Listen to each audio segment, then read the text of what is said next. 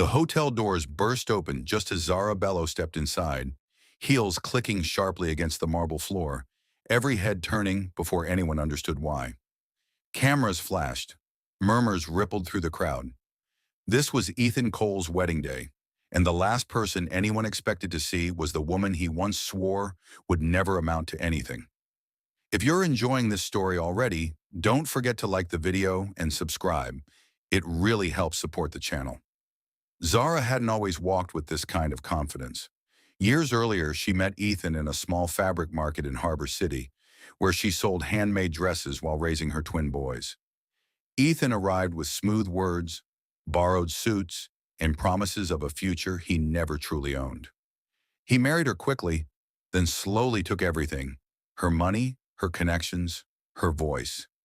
Every mistake was her fault. Every success, his. When the insults turned into bruises, Zara packed her children into an old car and left with nothing but scissors, thread, and quiet determination. Life after escape was brutal. Nights in shelters, days sewing until her fingers ached. She stitched clothes for strangers who never knew the tears that soaked the fabric. Ethan barely sent money but sent plenty of messages reminding her she'd failed. Then one evening, an envelope arrived. An invitation, his wedding, a single line written beneath the gold lettering, "Come and see what winning looks like." Zara laughed, then she cried, then she went back to work. Weeks later, in a modest textile shop, fate shifted. She bumped into Daniel Okoye, a soft-spoken man buying fabric like he actually understood it. He asked questions. He listened. He didn't rush.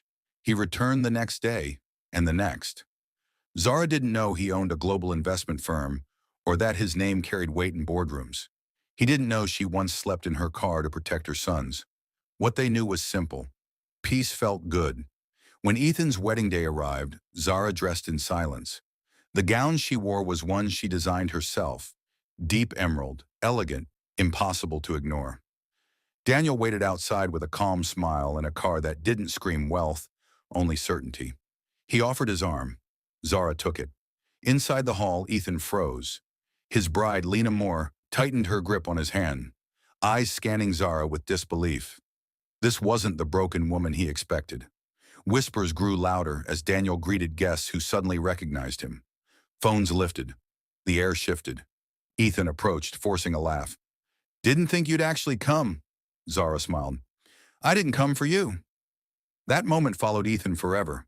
Clips spread. Questions rose. Investors looked closer. They found cracks that had always been there. Deals fell through. Friends vanished. The wedding photos aged badly. Zara never posted, never explained. She went back to work. With Daniel's encouragement, not his money, just his belief, Zara launched her fashion line. Orders sold out in days. Her brand stood for strength, craftsmanship, and quiet power. She moved into a sunlit apartment with her boys, laughter replacing fear. Daniel stayed steady by her side, never rushing, never controlling. Months later, at a small garden ceremony with only those who mattered, Zara married again. No spectacle, no revenge, just peace. So if this story reminded you of your own strength, subscribe to the channel, because more stories like this are coming. And remember, your value doesn't shrink because someone failed to see it. Sometimes the greatest victory is simply rising, living well, and letting the past watch from a distance.